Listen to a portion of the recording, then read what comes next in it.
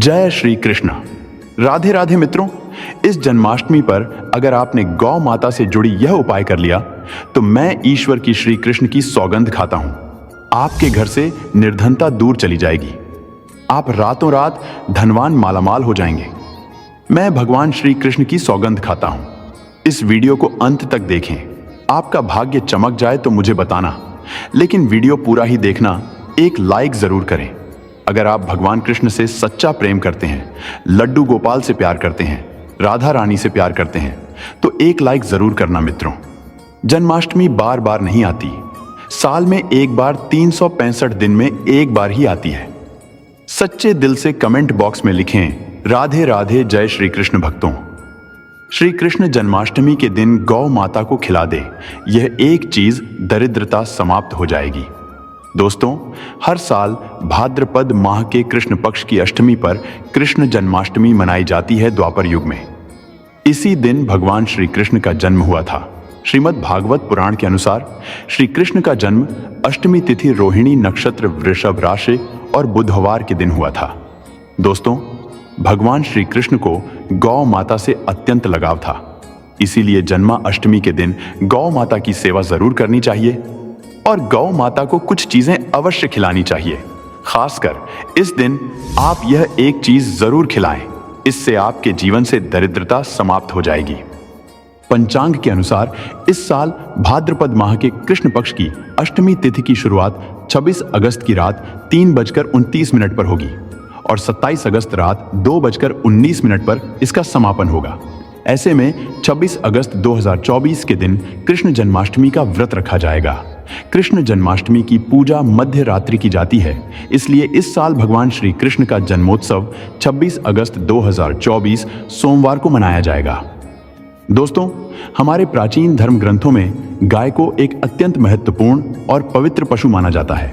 शास्त्रों में गाय को माता कहा गया है और समस्त देवी देवता इनका पूजन करते हैं।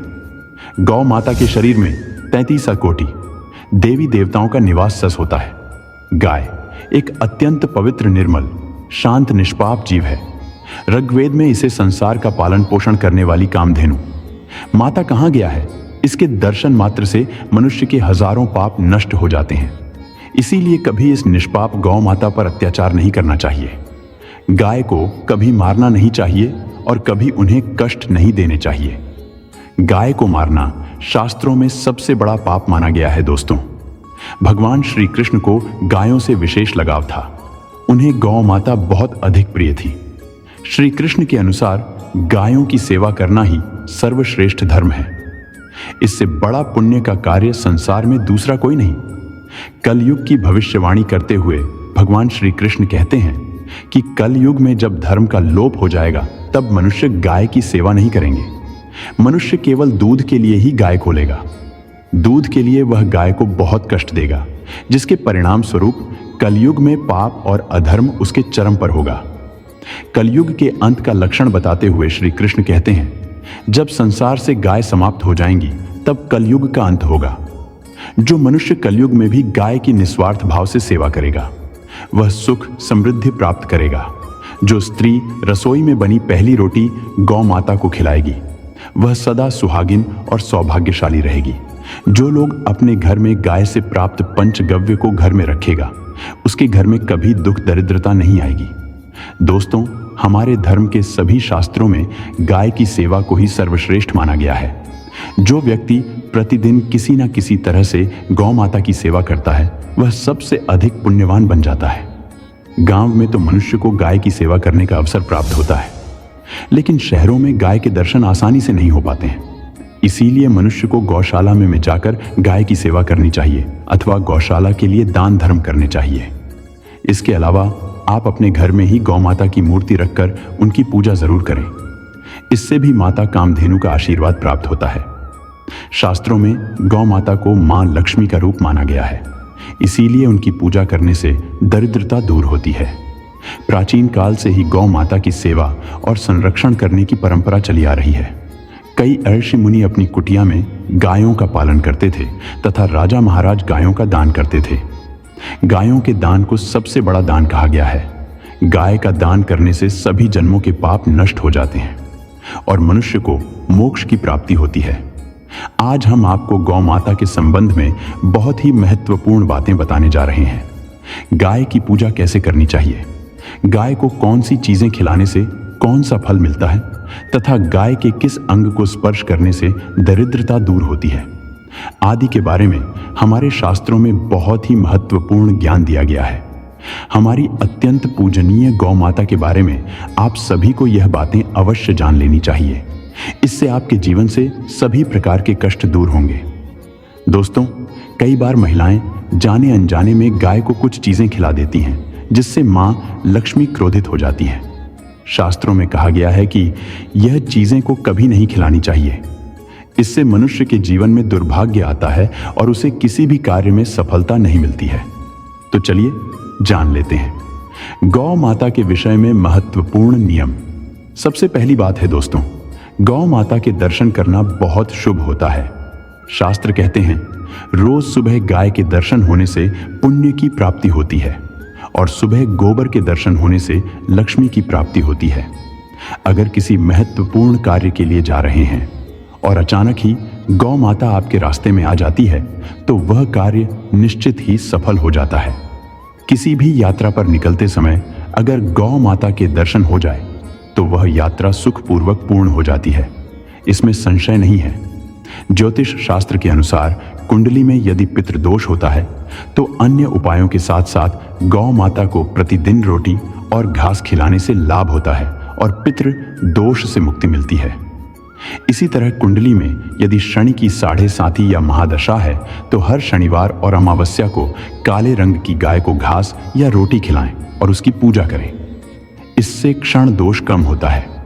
गौमूत्र यानी कि गाय का मूत्र बहुत ही उपयोगी, पवित्र और स्वास्थ्य की दृष्टि से अत्यंत हितकारी होता है।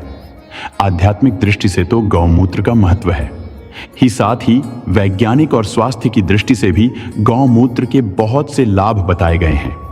गौमूत्र में बहुत से खनिज पदार्थ और स्वास्थ्यवर्धक तत्व होते हैं जो हमारे शरीर की शुद्धि करते हैं और बहुत से रोगों से भी बचाते हैं। साथ ही गौमूत्र छिड़कने से वातावरण में शुद्धता और पवित्रता व्याप्त हो जाती है।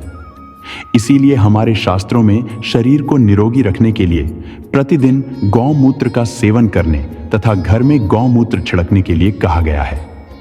कुंडली में शुक्र ग्रह की स्थिति को मजबूत करने के लिए ज्योतिष शास्त्र के अनुसार सुबह के भोजन में सबसे पहली रोटी निकालकर एक सफेद गाय को खिलाना शुभ माना जाता है। अगर आपकी कुंडली में बुध ग्रह कमजोर है या आपको किसी कारण इसके दुष्प्रभाव झेलने पड़ रहे हैं तो हर बुधवार के दिन गाय को हरा चारा खिलाना शुरू कर दें। इससे बुध से जुड़े दुष्प्रभाव दूर होंगे और आपको तमाम समस्याओं का हल मिल जाएगा। अगर कुंडली में मंगल दोष है जिसके कारण आपके जीवन में कई तरह की परेशानियां हैं तो लाल रंग की गाय की सेवा करें। मंगलवार के दिन गाय का पूजन करें और उसे गुड़ और चने आदि खिलाएं। बृहस्पति ग्रह को जीवन के सभी मांगलिक कार्यों का कारक माना जाता है। ऐसे में अगर किसी व्यक्ति के जीवन में विवाह आदि मांगलिक कार्यों में विघ्न निर्माण हो रहे हैं तो उन लोगों को कुंडली में बृहस्पति ग्रह की स्थिति को मजबूत करने के लिए रोटी, गुड़ और चने रखकर गाय को खिला देना चाहिए। इससे आपको शुभ परिणाम प्राप्त होते हैं। अगर घर में अशांति है, लड़ाई झगड़े होते रहते हैं तो घर में सुख शांति बनाए रखने के लिए घर के अंदर गाय के गोबर से बने उपले को जलाना चाहिए और उसका धुआं संपूर्ण घर में फैलाना चाहिए। इससे घर की नकारात्मक ऊर्जा नष्ट होती है और सकारात्मक ऊर्जा में वृद्धि होती है। गाय के दूध, दही, घी, गोबर और गौमूत्र से बनने वाले मिश्रण को पंचगव्य कहते हैं। पंचगव्य को पाप नाशक कहा जाता है और हिंदुओं की एक धार्मिक विधि प्रायश्चित करने में इसका उपयोग किया जाता है। पंचगव्य को बनाने वाली सभी वस्तुएं अत्यंत उपयोगी होती हैं, जो स्वास्थ्य के लिए लाभदायक तो है ही, साथ ही औषधीय गुणों से भी भरपूर है। दोस्तों, अगर आपके द्वार पर गौ माता आती है तो उसे बिना रोटी खिलाए जाने मत देना, नहीं तो आपको दुर्भाग्य का सामना करना पड़ेगा। क्योंकि जिसके द्वार से गाय बिना कुछ प्राप्त किए लौट जाती है, उसके घर से लक्ष्मी भी चली जाती है। प्रत्येक स्त्री को प्रतिदिन गाय के लिए एक रोटी बनानी चाहिए और प्रेम से गौ माता को खिलानी चाहिए। इससे गौ माता का आशीर्वाद प्राप्त होता है और मन की इच्छाएं पूर्ण होती हैं। कुछ लोग गौ माता को बासी भोजन अथवा जूठन खिला देते हैं, इसे शास्त्रों में पाप माना गया है। आप किसी अन्य पशु को खिला सकते हैं, लेकिन गाय को कभी झूठा नहीं खिलाना चाहिए। भूख लगने के कारण गौ माता उस अन्न को ग्रहण तो कर लेती है, लेकिन इसका पाप उस व्यक्ति को लगता है जो गौ माता को ऐसा बासी भोजन खिलाता है। गाय एक शाकाहारी और पवित्र पशु है, इसीलिए गाय के भोजन में कभी मांस, अंडे आदि चीजें नहीं डालनी चाहिए। ऐसा करने से महापाप लगता है। यदि आपकी कुंडली में चंद्र दोष है और जिसके कारण लगातार परनी उठानी पड़ रही है, तो आप यह एक उपाय जरूर करें। आप रोटी पर सफेद मक्खन, नमक और घी लगाकर गौ माता को खिला दें। यदि न दोष है तो आटे में थोड़े काले तिल मिलाकर रोटी बनाकर गौ माता को खिला दें। इससे क्षण दोष समाप्त होता है। मंगल दोष को दूर करने के लिए रोटी पर हल्दी लगाकर गाय को खिलाना चाहिए। अगर घर में धन की समस्या है तो गुरुवार के दिन गाय को केले का फल खिलाना चाहिए। इससे दरिद्रता दूर होती है। दोस्तों, गौ माता के पीठ पर एक उभरा हुआ कूबड़ होता है। उस कूबड़ में सूर्य केतु नाड़ी होती है। जब भी आपके द्वार पर गौ माता पधारे, आप इस कूबड़ को एक बार जरूर स्पर्श करें। इससे आपके जीवन से सभी दुखों का अंत होगा और धन संपत्ति की प्राप्ति होगी। शास्त्रों में कहा गया है, जो मनुष्य तन मन धन से गौ माता की सेवा करता है, वह मृत्यु के बाद वैतरणी नदी को गौ माता की पूंछ पकड़कर पार कर लेता है। उस व्यक्ति की अकाल मृत्यु नहीं होती है और उसे मोक्ष की प्राप्ति होती है। जिस व्यक्ति के भाग्य की रेखा सोई हुई है, अगर वह व्यक्ति अपनी हथेली पर गुड़ रखकर गौ माता की जीभ से चटाता है, तो उसकी सोई हुई भाग्य रेखा खुल जाती है और उसका दुर्भाग्य सौभाग्य में परिवर्तित हो जाता है। तो दोस्तों, इस प्रकार से आप सभी गौ माता की सेवा जरूर करें। अगर आपको यह जानकारी अच्छी लगी हो तो कमेंट बॉक्स में सच्चे दिल से जय श्री कृष्णा, राधे राधे अवश्य लिखें। दोस्तों को शेयर जरूर करिएगा और चैनल को सब्सक्राइब करके बेल आइकन जरूर दबाइएगा। आपका दिन शुभ हो।